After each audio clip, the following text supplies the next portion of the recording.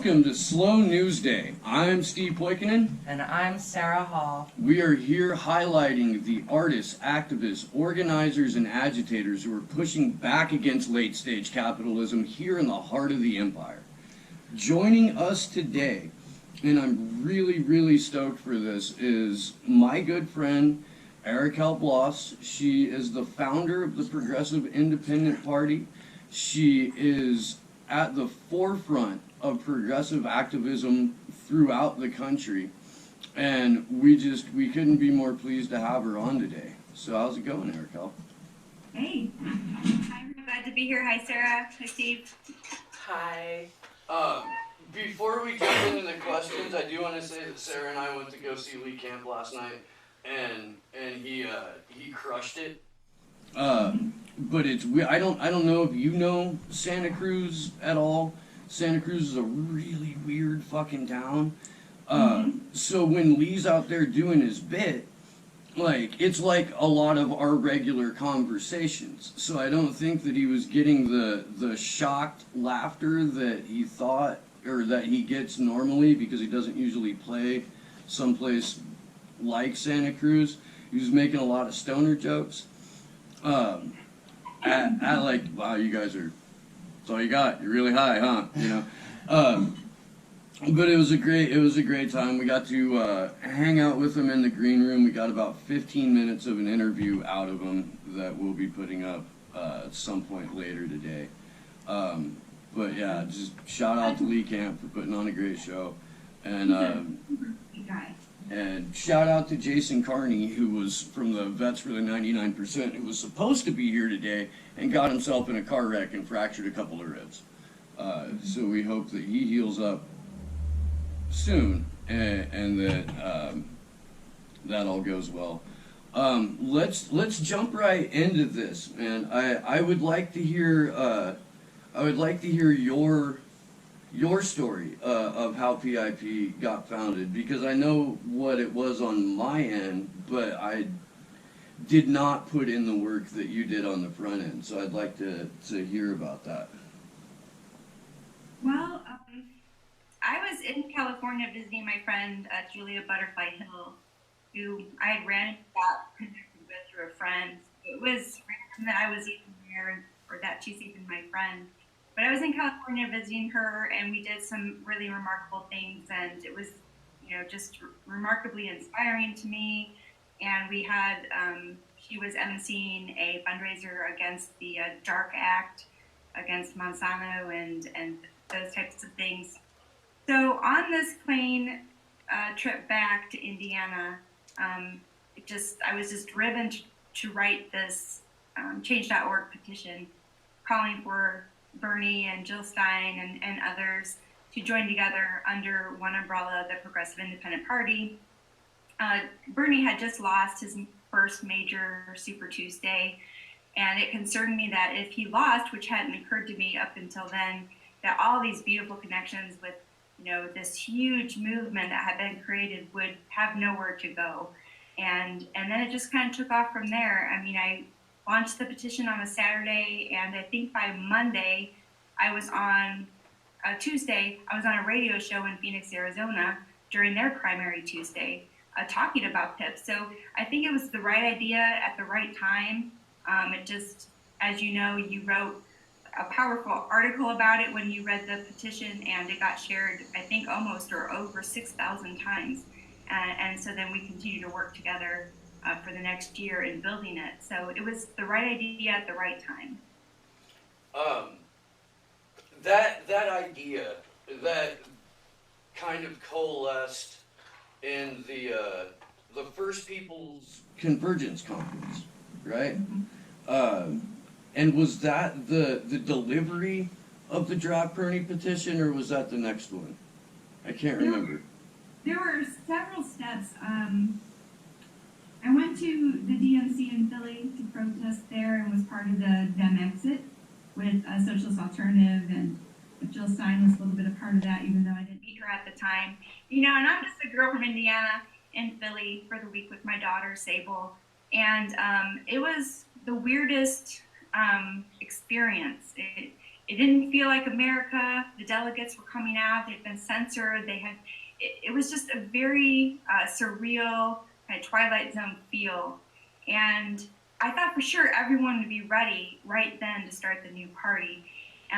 But as soon as we left Philly, on the way back to Indiana, I bought the domain for Occupy Inauguration, started the Facebook page and everything. Because at that point I realized if your name was on these permits for some national act, you get a lot of press. And what we really needed was a lot of press to get this idea out there. And so that began, the 6 months of planning Occupy Inauguration with the Green Party, with Socialist Alternative, the Equality Coalition, and Move to Amend were the overall sponsors and real progressives. So that was our first national coalition action, where we tried to build these coalitions through action and building trust. That was an amazing time, and we had our first Unity Summit that Sunday in DC, January 22nd. And we had Ralph Nader there, Jill Stein, David Cobb, Lee Camp, Steve Grumbine, Real Progressives, Kevin Zeese, Margaret Flowers, Yane Indigo, folks from Standing Rock came all the way from there to join us. It was a really powerful weekend that I had hoped would, at the time when we got the permits for Occupy Inauguration, we really thought Hillary was going to win. So when it came to that weekend, when we were all together, I hoped that it proved to people who had told us for a year that we could not unite the left. Everyone kept saying you cannot unite the left, and I hope that the action and the promise to keep working together would inspire people that we can in fact unite the left if we focus on what we have in common. And that was kind of the big beginning that led into the People's Convergence Conference, which was the second national conference that we held. Okay. Before we get into that, how all that went down, when people say you can't unite the left, what they're doing is presenting a false dichotomy of what the left is. Because so many of these people still think that, like, Hillary Clinton or Debbie Wasserman Schultz or even Beto O'Rourke is the left. And while you and I know better, the narrative has constantly been pushed that there's only a teeny tiny amount of space that you can navigate in the political sphere, and that if you don't automatically agree that, let's say, immigrant children should be deported or all of the tax breaks should go to the top 1%, that you're some sort of fucking radical. In your own words, and maybe using part of PIP's platform, can you tell us what Araquel's definition of the political left is? What do we look like? Yeah, I think we are a populist movement that really came out in droves for Bernie Sanders. When people say you can't unite, you can just look at Bernie Sanders. He built a natural coalition of people who believed in expanded national Medicare for all, or universal health care, free college or trade school tuition, $15 an hour minimum wage tied to inflation. I mean, these things I think even resonate with people on the right. So it's a populist a fight for the people, the labor, the working class, the people that the now corporate Democratic Party has left behind and disenfranchised those voters. So I think that it's a natural coalition if you've got the right candidates able to get through primaries in the Democratic Party. Like we couldn't get Bernie through the primary, as we saw. So we've learned a lot since that time, of course, and how it can be done, it can't be done, and all of the activists. I mean, I was an activist before Bernie, but I was never an organizer, and sometimes people don't make that distinction.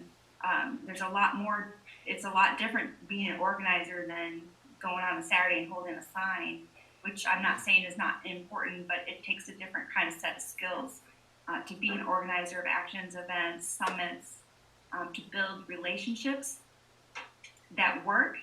And I kind of think females, I'm going to just say female leadership, I think we're naturally more, through our lives, we were trained to work together despite differences. That's our culture as females. I think that we have a better time at uniting people. That's my field. This has to be a matriarchal, female-led revolution to ensure that everyone's included and all the voices are heard. So I think it's complicated, but I think Bernie has led the way, and we see time and again that it is possible when we don't focus on our differences, but on what we can unite on. And it takes a lot of personal flexibility and wherewithal to continue the fight, even when you're working with folks that you don't agree with sometimes. But that's what it's going to have to take. We have to remember that these uniting is first and foremost the most important thing we can do for the people. I definitely agree with that. Oh, hi. Hi. Sarah switched camera Female over to her. power, female power leaders, catalysts and transitions, snapping all the way across. I know I've shifted my focus a lot from, and Steve has helped me with this transition, from just like calling out fucking Nazis to like actively trying to flip people that I feel have skewed perceptions on things like immigration and race relations. Very, very, very important to bridge that divide and help bring those people together. We are not going to be able to do this alone. No. Like, we need each other, male, female, every color. I mean, from every nation. Yeah, we Really? do. And we also need to stop reacting to mass media, which provokes us in very predictable ways. And Pip actually had a campaign, hashtag MSM Detox. And I haven't watched, mainstream media in almost 2 years. And when people don't understand where I'm coming from, that's usually the problem.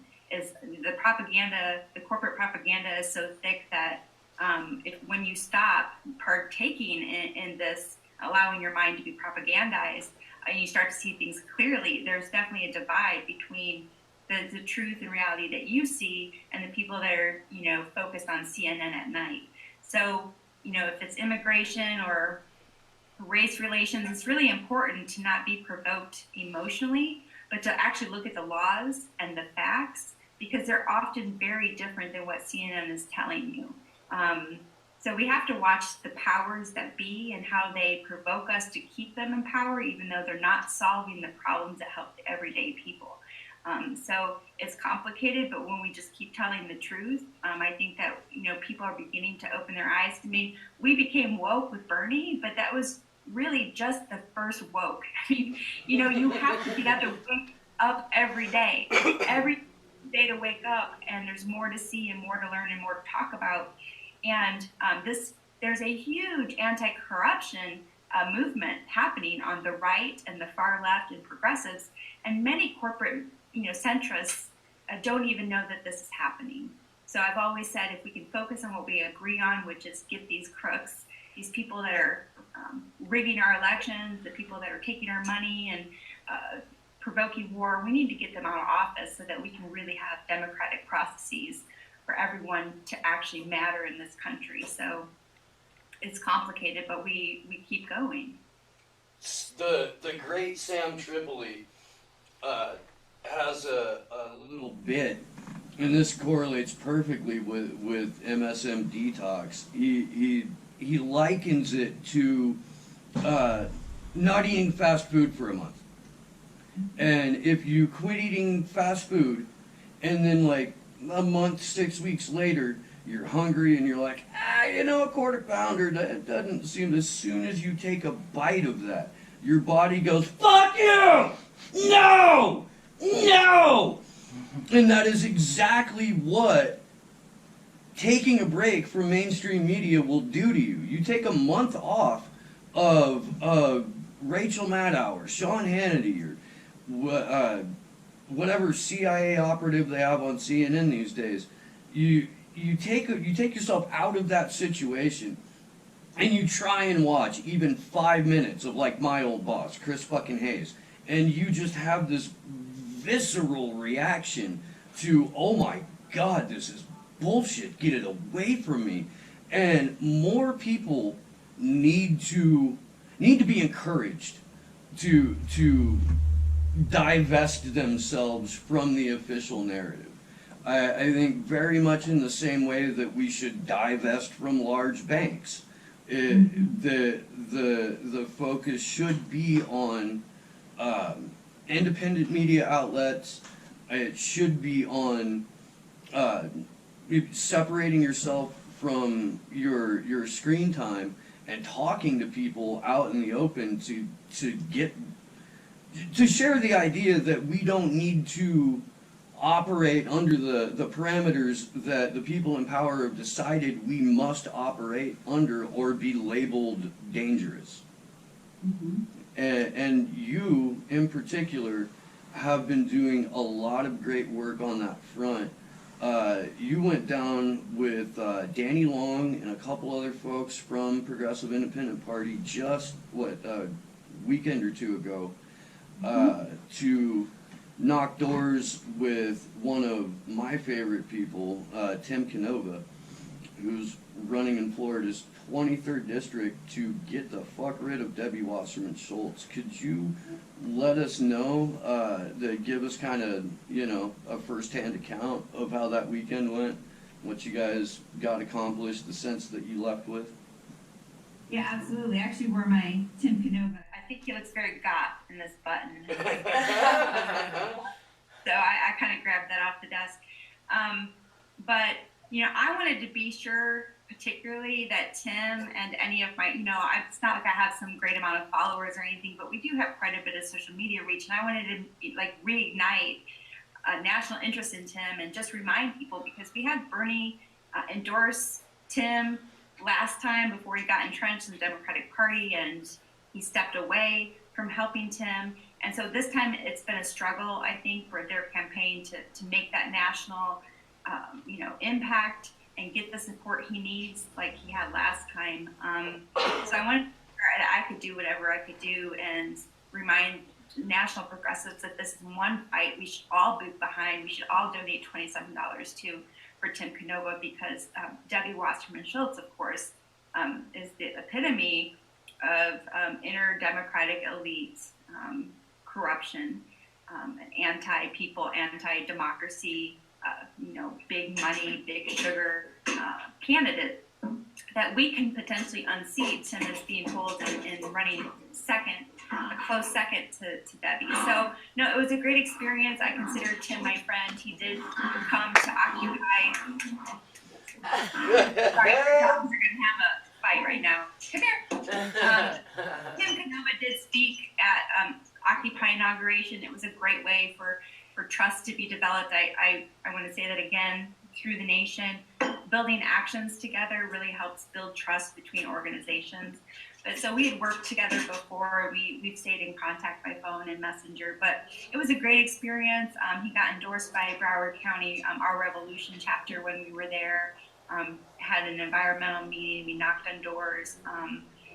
I think he's close, but I think that people like Tim Canova, who tried to work within the Democratic Party, got the votes rigged, got them destroyed. He's been in litigation this entire time with the Broward County Supervisor of Elections there. They're just finally getting paid their legal fees for that litigation. And he's really going to be the face of our progressive independent movement moving forward into our future. And so I think it's important that we all, and there's some really great green candidates too. So I think it's important for us to, when we want to lose hope, to just focus on those candidates that are outside the oligarchy and the duopoly and give them our all. Because, one or two candidates, if you look at Shama Sawant, the city councilwoman, the socialist in Seattle, how much she's done nationally by being a councilwoman on their city council there. Right. $50 an hour minimum wage started in Seattle. So, if we can get one or two really great candidates, they can really have an impact across the nation. So it was a fantastic experience getting to see Tim. Tim's one of those people that I can't wrap my head around calling him a candidate or a politician, because in my mind, especially after having Brenda Snipes destroy however many ballots she did and then admit it on fucking camera, that was Tim's last straw. That's what he separated himself from the Democratic Party with, which I encourage everyone to do. Tim is less a politician or a candidate than someone who correctly identified the problem. And the problem is we have one corporate party with people with different ideologies on social issues running as entirely separate political parties. And Tim has identified that problem and said, no, in order to be the solution, I am going to run as a progressive independent. Yeah. And what's exciting is that, I know I can call him a progressive independent because it's on his website. I wouldn't take that liberty otherwise. Right. But, when we started, not that means he's not connected necessarily to the Progressive Independent Party, but when we started, people weren't using that term. And so for me to see that progress has been an amazing and inspiring journey. Like, wow, people call themselves progressive independents now, and people are identifying with that and what that means. Most of us are former Bernie-crats in one way or the other.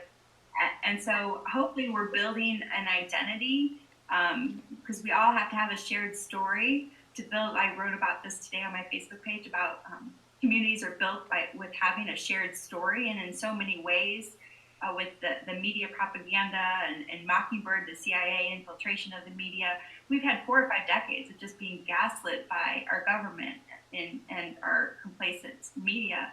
And we're lacking that shared story, but I'm hoping that we're building a new story. And the Bernie-crats all went through something very specific, very traumatic, having worked so hard and then to see it being rigged against us, and then have Trump. So together we have a shared story, and we need to maintain that identity so that these millions and millions of people that supported Bernie can be re-engaged into moving this country forward, hopefully. Where do you see outside of Southern Florida, where do you see traction being gained for candidates making it through a primary? I off the top of my head, Kenneth Mejia down in LA is one of the handful of people that made it through his primary, and it's only because California has ranked choice voting that was even allowed to happen. Are there a couple other areas that you're targeting at the moment? I feel like between my personal life and, because politics has mostly been, for me, volunteerism. I'm a single mom, and, my daughter just went to college, and now I started grad school. So it's been a little hectic for me to stay on top of everything. But in March of this year, I was asked to be a campaign manager, which I did, for Yatish Joshi, a wonderful progressive candidate here in District 2 in Indiana. And it was fantastic. I learned so much. It was a $500,000 campaign. I learned radio ads and billboards and get out the vote and registration and these things that all of us need to know how to do to get winning candidates. So I learned a great deal. We didn't win, but I would say we won in so many ways. We really reactivated a bunch of people. But even candidates that lose that first time, like Tim, we have to run again. A lot of times these ideas are new to people, and especially communities of color, they have lost complete trust in the process. And what we've seen is is they'll wait out and go, yeah, you come now to our church, you're coming now to our immigrant event because you want our vote. They know that's how it works. They want to see you there after the election. They want to see you run again. They want to see that you're serious about helping the people. So these are all things that I've learned in the last 3 years, and I'm now volunteering to help a school board candidate, because we can't underestimate the power of these small local seats. I mean, our kids are not getting educated. The resources are not being shared with equity or equality through school systems even.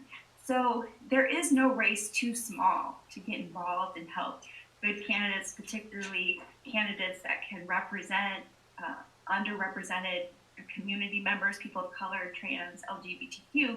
There is, like Bernie was right, there is no race that's too small to make a really big impact on your community. So that's what I want to get across to your listeners, is that you have to get involved. You have to keep donating. Even if Bernie's not there saying, please donate 27 to this candidate, you have to keep donating. You have to keep canvassing. You have to stay engaged. It's going to take many election cycles, but we need those skills, and we need to build those relationships in our communities to start turning the wave of years of neglect and corruption in these systems. So that presents an interesting quandary, I guess, because you caught a ton of shit for working with a registered Democrat. You were pilloried for that, and I don't think people were able to see past the fact that you were building a set of skills that will help you organize people on the left in a more professional and more helpful manner. There's a debate among activists whether or not activism itself should have a political arm. Whether it should just be 100% direct action and protests and walkouts and whatnot, or if you can incorporate a political arm. One of the things that PIP did was it made its activism completely and separately, or completely and totally the same thing as its political movement. Its activism is its politics, and that's reflective in the platform. PIP is the only political party that has endorsed Black Lives Matter in their platform. Yeah, absolutely. And we don't just, and I want to be certain that people don't think, like, I'm glad, we're on the same page and you mentioned that, because it's very important. But not only that, that we talk about, PIP and our large, as we've grown our social media, we give voice to people that may not even be part of PIP, or they're not out there spewing, our tenets or our platform, but we give voice to important activists and activists of color and underrepresented activists. We give them access to our page, so that, it's just not us lifting, like, we are literally lifting voices for people to speak and represent themselves. And so we're a culture of lifting up, and I've learned a lot as a white woman on how better to do that, and my own white privilege, and how, it's complicated working together in a coalition with so many different types of people from so many different backgrounds, but it's always worth continuing. It's always worth the difficulty of figuring out how to do that. So yes, we absolutely endorse the Black Lives Matter movement for Black Lives Matter platform. We want for these groups, if it's the indigenous folks or immigrants, we want for them self-determination and determining their own course in this country and their own platforms. Perfect. Awesome. Dog agrees. Oh, that's adorable. Oh. Who's that? So What's the doggy's name? this is Lucy. Hi, Lucy. Good dogs are good. And Corinne's down here, but you can't see her. But Good medicine. Corinne is a very Indiana name. It is. It's a Hoosier. I went to middle school and high school with like 7 Koreans, and I have not heard that name outside of the state, and I've been fucking everywhere. Yeah, and talking about working in the Democratic Party, I live in a very red state. I mean, we are the home of Mike Pence, and when I moved back from Chicago back to Indiana, reignited into politics and activism because of Mike Pence, and he was fighting the LGBTQ, marriage equality all the way to the Supreme Court. Was he governor then, or was he still a state rep then? He was the governor when I moved back, and again, you can't. These red middle states are very important because if he had written a new RFRA, Religious Freedom Act, here in Indiana, and had that passed, there was like 5 other red states ready to pass it. Absolutely. Basically, be legalizing discrimination in places of business. Allow people to say, "Oh, it's against my religious right to bake you cake, to take your photographs, to whatever." So these red states are really important. Now, how we flip these red states, with or without the Democratic Party, I can tell you that working within the Democratic Party is difficult because they can legally, rig their primaries.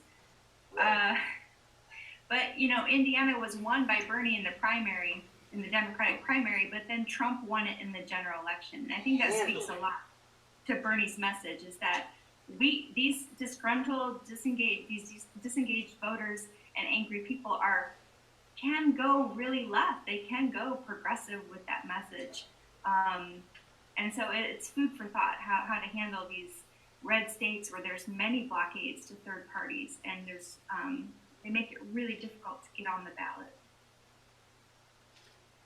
So Chris Hedges was on Jimmy Dore not too long ago, and he was talking about the district where Mike Pence came from when he represented Indiana's 6th district. That's my hometown. That's Anderson. Hedges' story about it was, I don't know if you saw it or not, so if I'm repeating myself, I apologize, or telling you shit you already know, I apologize. But the scenario that he used for Anderson can be replicated throughout the state, in that it was a GM town. Bill Clinton came in and passed NAFTA. All of the GM plants closed down, or not all, but most, and it completely depleted not only the economy of the area, but the wherewithal or give a damn to vote. And you're right in that a populist message will flip a red state. I guess my question would be, does voting inside of a rigged system in a duopoly actually do anything aside from make people more angry? Because you've gotta, they can't be exclusive things. You can't vote and then not be an activist if you want to see some sort of progressive change. And that's a full-time commitment. And the amount of pressure that we're all under every single day just to pay bills or just to provide food is what is keeping a lot of people from saying, fuck it, heads on pikes and general strikes. We're going to go get this fucking thing.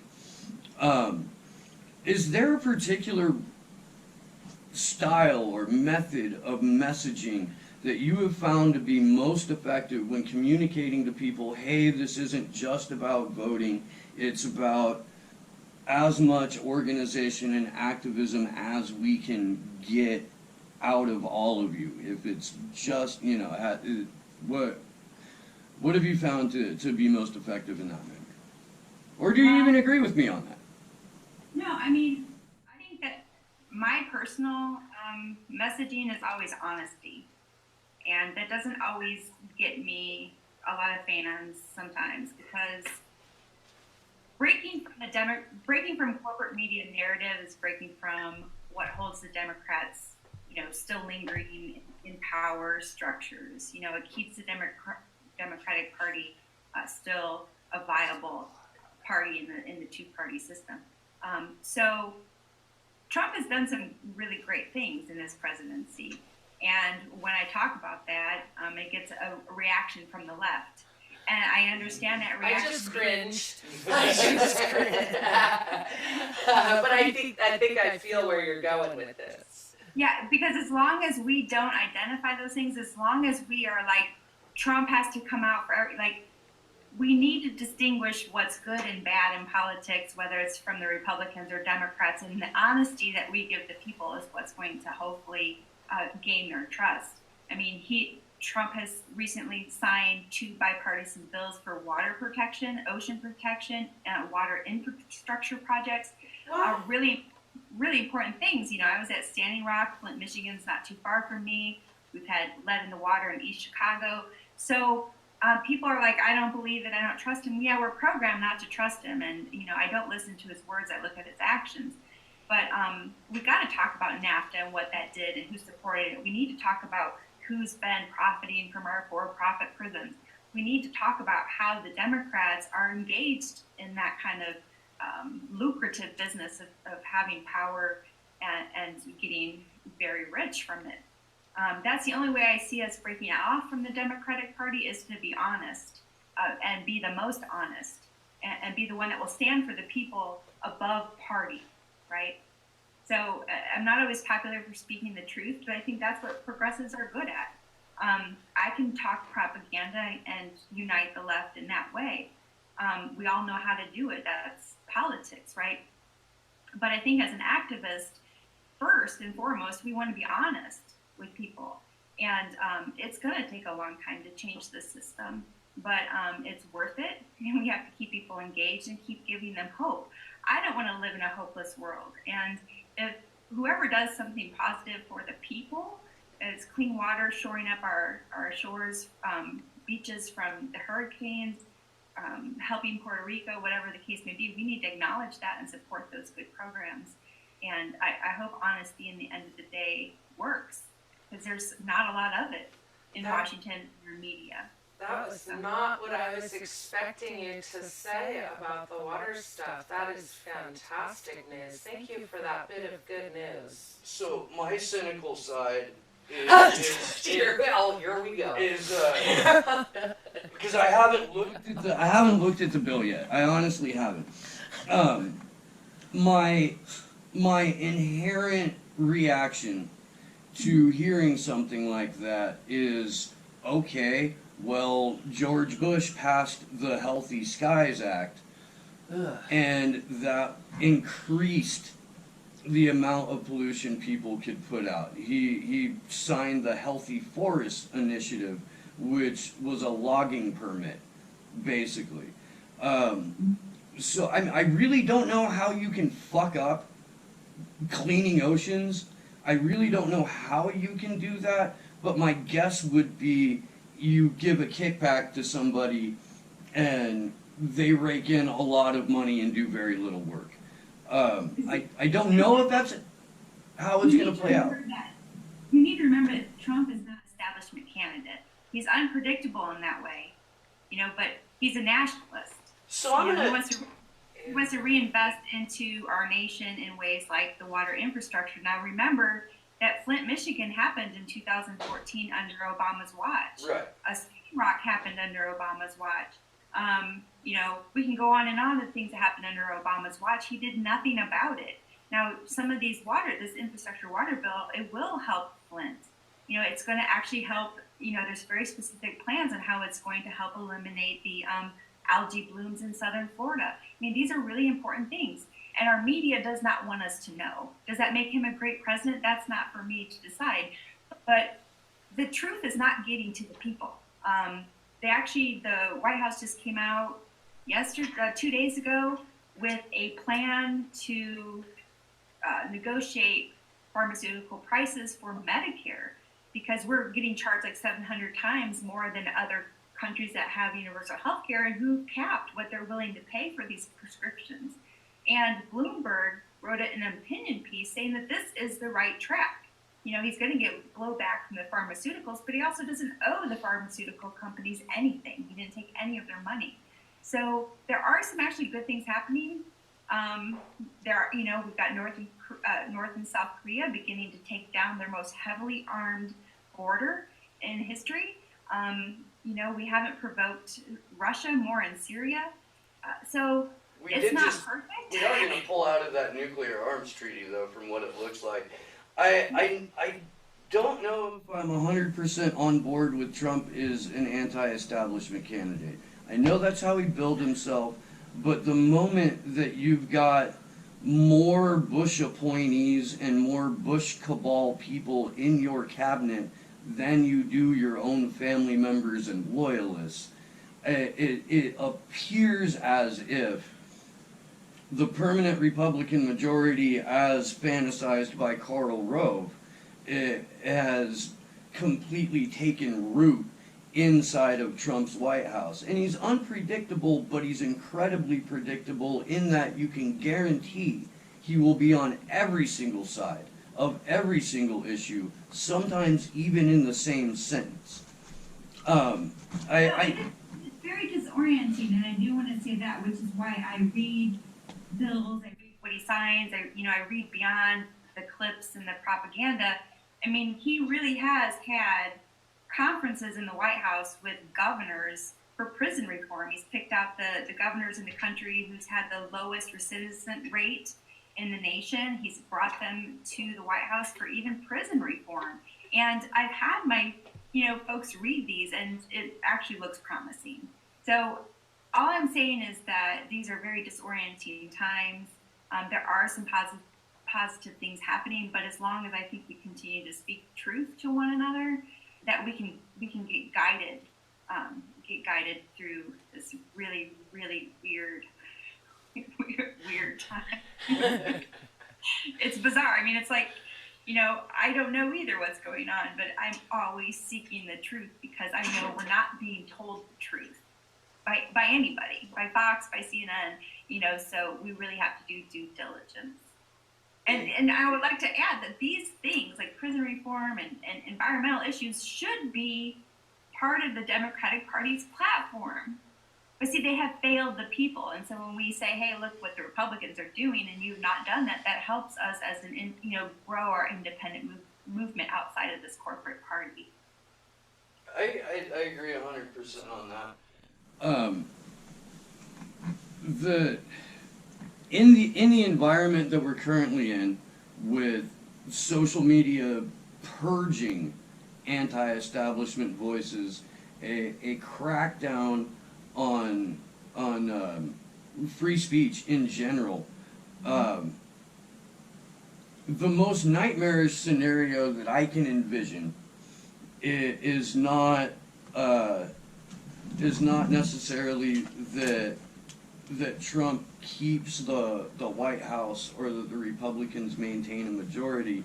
It's that the Democrats get gains in the midterms and perhaps rig 2020 to where they can actually pull it off, and everybody just goes the fuck back to sleep. But the problem is that the Democrats don't fucking care that it isn't a free and fair process. They benefit no matter what happens because they're either the resistance or they're in power and they get to run the show. Greg Palast has done amazing reporting over the last several years about voter fraud and interstate cross-check and what essentially amounts to a new Jim Crow in our voting system, and he receives next to no airtime on any major network. And I think it's important to highlight that the Democratic Party is central in making sure information about voter fraud doesn't get out, or that it's spun as a crazy right-wing conspiracy theory. And you and I both sat there and watched while the 2016 primary was being stolen, and then watched again when the general happened, where people in, I think, 33 countries had interstate cross-check implemented in it by the time the 2016 election came out. Untold numbers of people, well, according to Palast, well over several million were purged off of voter rolls. If the Democrats weren't so bought, all they would have to do is highlight this issue.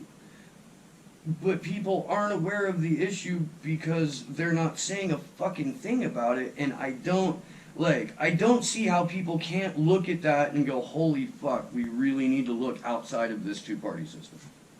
Yeah, well, you know, when David Bush doesn't care about black people, it's kind of like that. Democrats don't care about democracy. over and over again. You know, they go, yeah, we want, you know, whatever, you know, we don't, Democrats don't care about democracy. And these are the things that every time they say, oh, Trump is responsible for this, the Republicans are responsible, we always have to keep returning the narrative. The narrative is this priceless thing that we can control, and if we rise up on social media and continue to counter this, it's Trump's fault. You know, we're here because they rigged their primary, and they will continue to rig their primaries because they profit from capitalism. They profit from, you know, being a centrist, you know, corporation that takes huge lobby money, big money from military contractors and pharmaceutical companies and the like. So, but my thought is, the Democratic Party, if they do not change, they will die. You know, because entire labor force, labor unions, nobody's being represented by the Democratic Party, let alone people of color, marginalized groups of people, disenfranchised voters. This is going to continue and continue. And so our job is to build. You know, use this time to build our connections, build our messaging, build our organizations, and be ready, I hope, to replace the Democratic Party with something that will really fight for the people. What do you think about MPP's press release? MPP is Movement for a People's Party, if people that are listening right now are not aware of that. I read their press release about a joint effort with the labor community. Did you see any of that? Are you on the inside of that circle at all? Because I'm not entirely sure. No, I mean, I think, you know, my history with that organization, and I would say that it's a lot of smoke and mirrors because the person organizing that organization does not actually really know how to organize in coalition without dominating and disenfranchising people and all the things that we hate about the Democratic Party. So we can agree, and labor unions can agree, and people can sign off on, yes, we need another party, but that's not the same as organizing people on the ground, getting petition signatures, getting, you know, voters, registering voters, getting people elected. I mean, it's good. I appreciate the volunteers, the big-hearted people that want a new party, and I'm with them. Our org wants a new party. We believe that that's the direction we need to go. So I love their message. I think they should keep working for their message. But, you know, after Draft Bernie, that organization could have joined PIP. We were already there. They could have joined the Movement for the 99%, which was Socialist Alternatives movement for a new party. They could have joined many different things, but like, as I've seen in the left, particularly with white males in the movement, is that it always has to be theirs, and it always they want to be the first, and it's more ego driven than how do we work together. And so that kind of organizing in the end is what we're all running away from. So I commend, you know, the activities and the engagement of the volunteers beyond the leadership, but and the message we share, and the message and the hopes of that organization. But we're going to keep continuing to do what we do. I will say this, man, because I did put a lot of work in a collaborative effort to create the Progressive Independent Party platform. And this was almost a month, I think, that we spent putting that together and just hours and hours and hours of conference calls. And immediately after the Convergence conference, after there was this big push to drop Bernie, and they got Jimmy Dore out there, to find out that Bernie hadn't even been contacted on it, that that the organization within Movement for a People's Party was sloppy and built on more innuendo and half-truths than any measurable reality. To hear from Nick specifically reading off almost entire paragraphs of PIP's platform, like a lot of which I sat and wrote without even you getting a nod to it, was a little bit off-putting for me, and that's me being my most diplomatic. I can't wish ill on anyone who is trying to get us out of a duopoly, but I don't understand why that house of cards hasn't fallen yet. Well, I think everyone has to Figure out kind of that issue themselves when working with an organization. A lot of times what you see on the outside is, a lot of chapters have folded and come to PIP and asking how can we, because Draft Bernie did not have a plan. If Bernie didn't come along with their petition, they didn't have a plan, so they took our strategy, they took most of our platform, they tried to steal our partners. And the truth is, I now know that Nick Brana was demoted on the Bernie campaign, and he was an intern. And you can look at the FEC, you can look at, and this is how he's rose and I believed him, I lifted him up. And as it turns out, his whole story of being the national organizer, outreach coordinator for Bernie Sanders is a lie. And I think when people realize that, like, we're all so tired of being lied to, but at the same time in politics, there's always going to be a Nick Brown, right? Yeah. I mean, how many times did we try to get infiltrated? We had agitators, we had social media stolen. Any third party attempt, if it's, if there's an issue because of male ego, or if there's a personality conflict between whatever the problem is going to be, there's going to be issues. I mean, we know at any given time in the Black Panther organization, there was 30 FBI agents to one actual Black Panther. Right. We have to expect, we have to expect that we're going to be infiltrated, we're going to be agitated, we're going to have things stolen, our ideas, our concepts, our partners. That is part of politics, and it's a part of the long history of any people's movement. I mean, if it's not him, it's someone else, it's someone else. Fair enough. I just watched a really good new Spike Lee movie called oh, thank you. What was it called? Black Klansman. The Black Klansman. Have you seen that? I have not. Oh, check it out. It's all about infiltration from a way that you might not suspect, and the characters within that, like the first black detective to infiltrate the Klan, as well as they put him into black empowerment movements, and you could see him sitting in this room feeling very uncomfortable about the information that was being relayed to the police and what they were trying to do with it.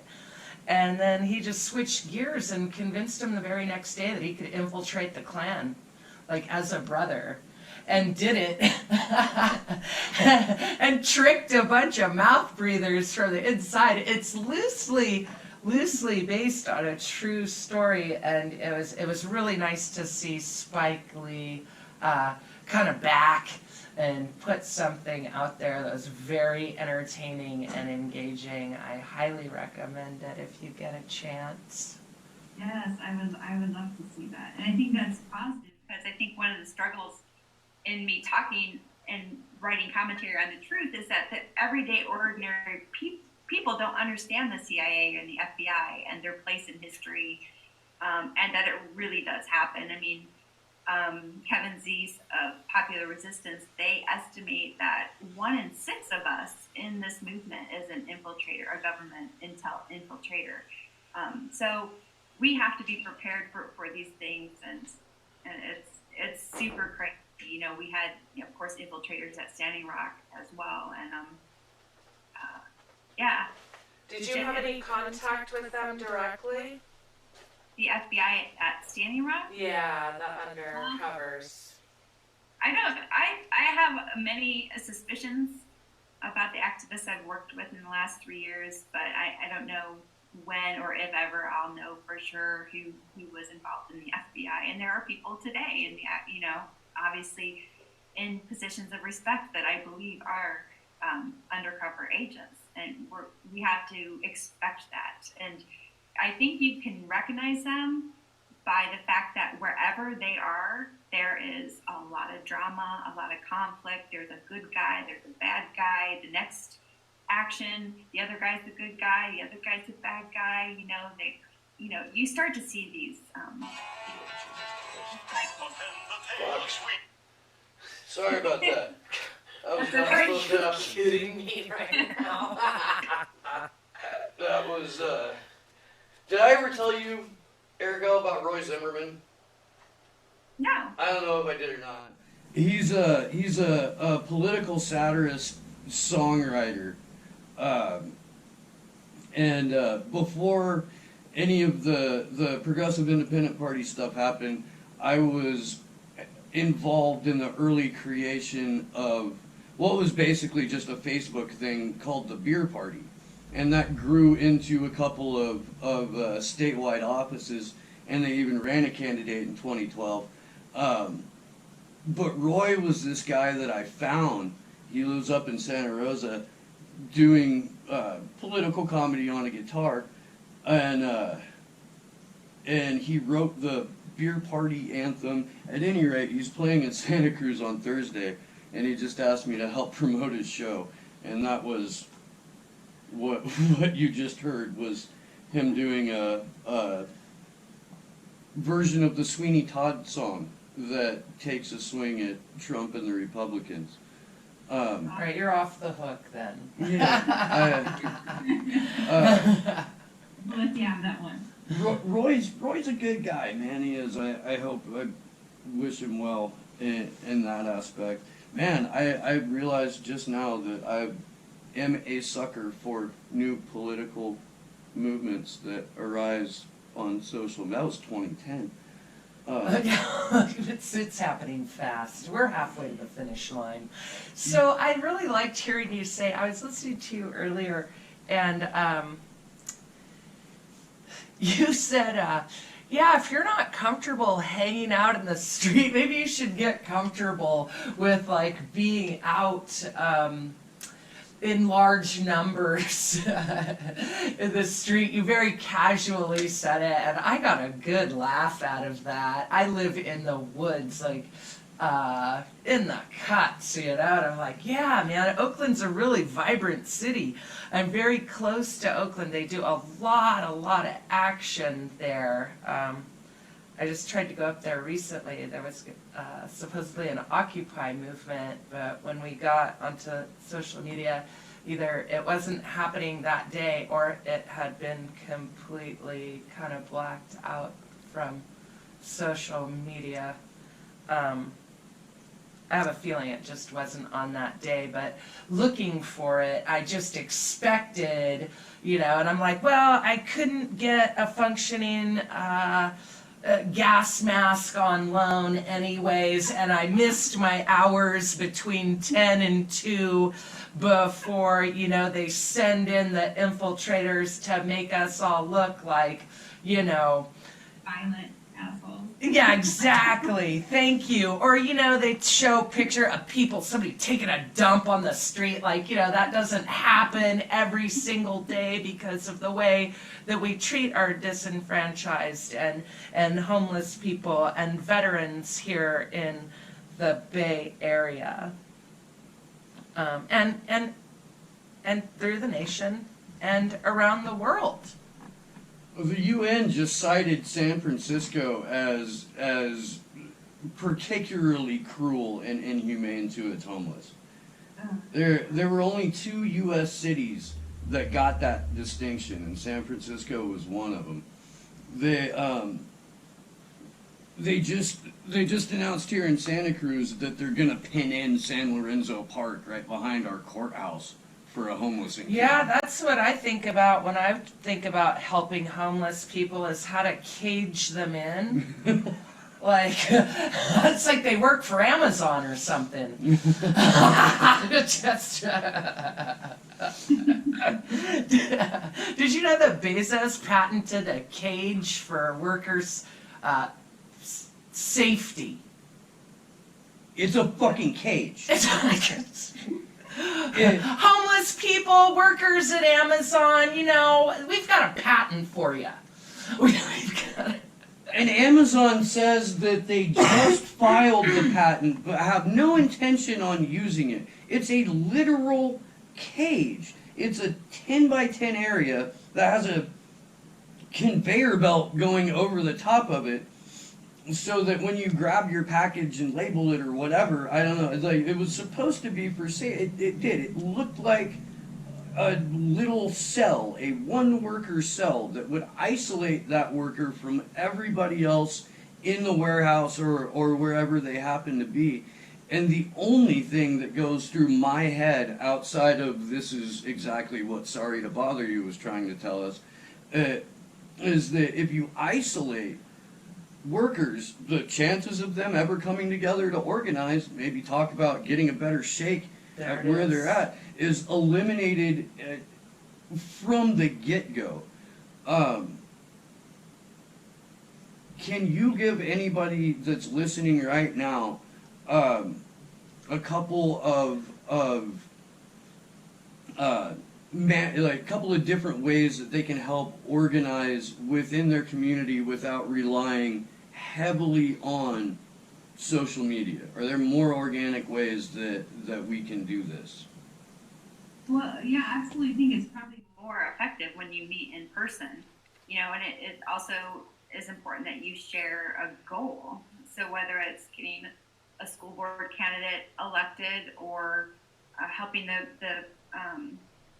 get affordable housing on the west side or what have you, I mean, you need to build those relationships. And I think it's super important right now with the, climate disasters that are coming in the next 3-5 decades of 75% of all species are going to be extinct.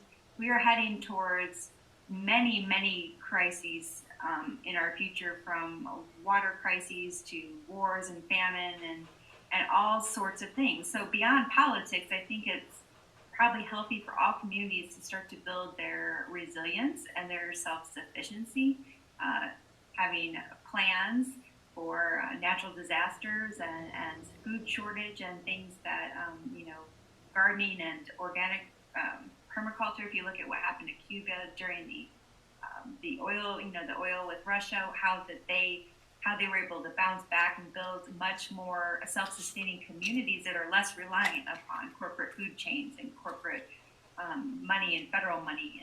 And so I always recommend moving in the direction of local organizing. Very, very important for the future for our children. What I think.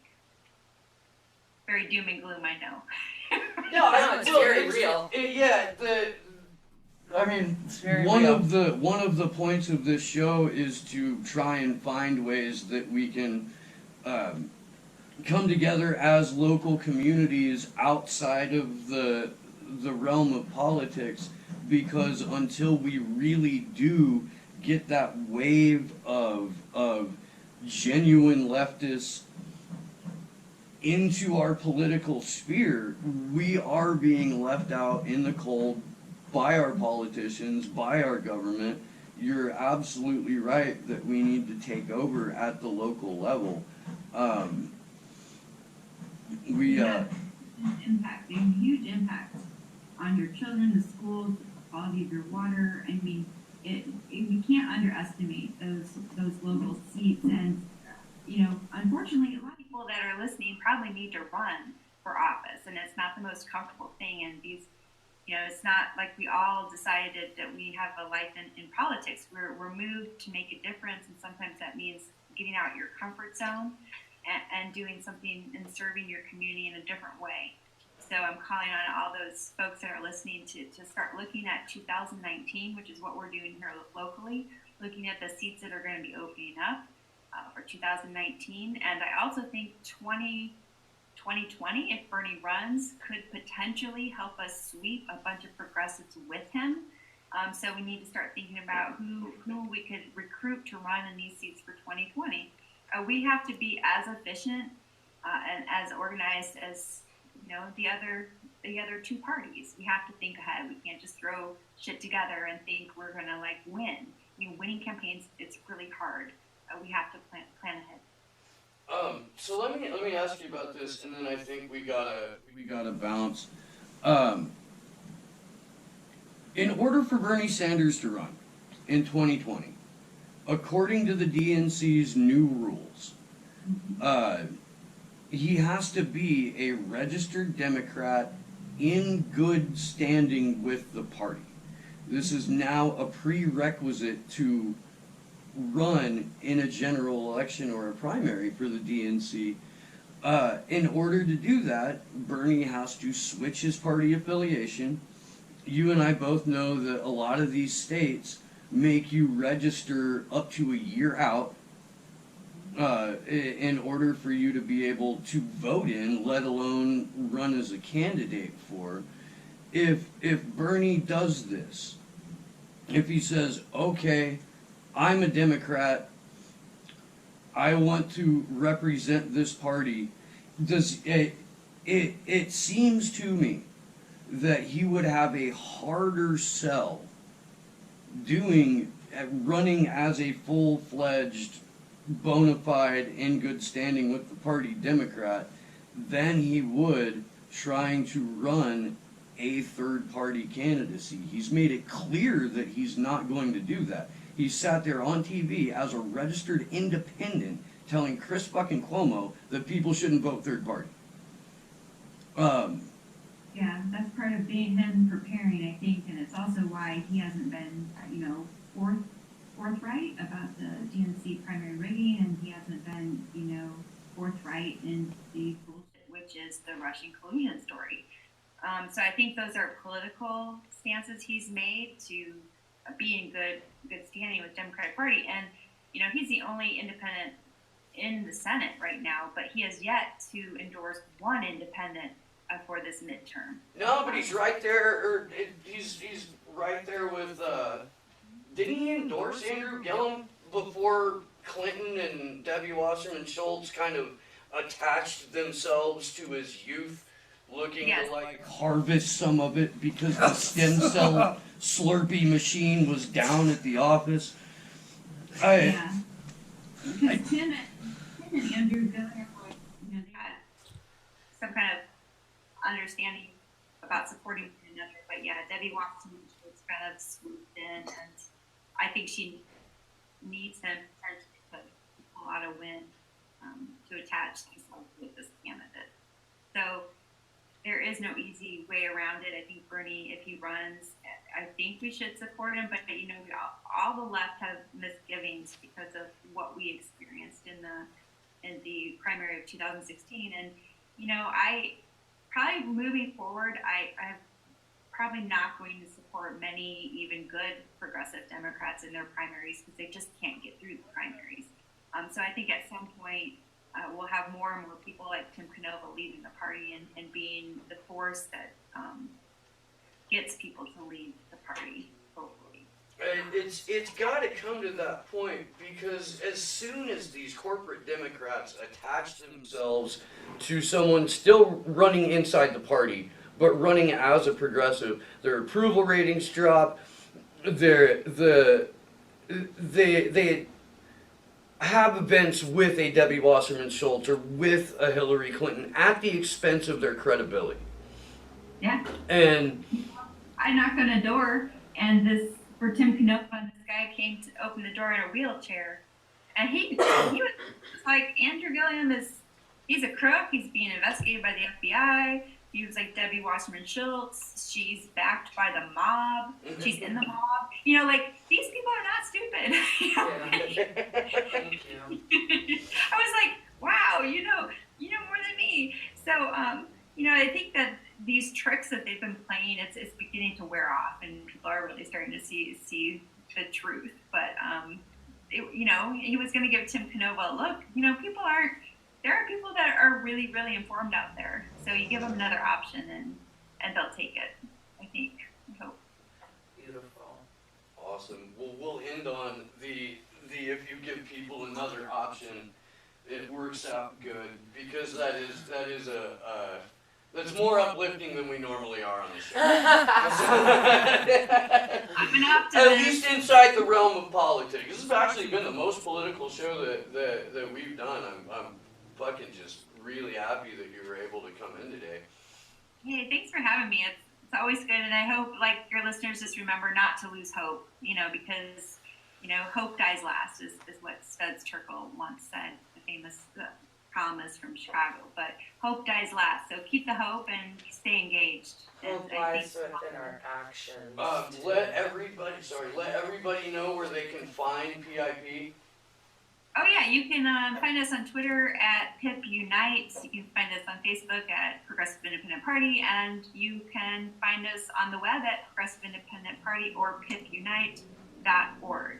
And sign up so that you can stay involved. We're actually, you know, we've got some things in the works, so I think you're going to want to know what's ahead for us. Any of those things you can disclose right now, or is that all super secret squirrel?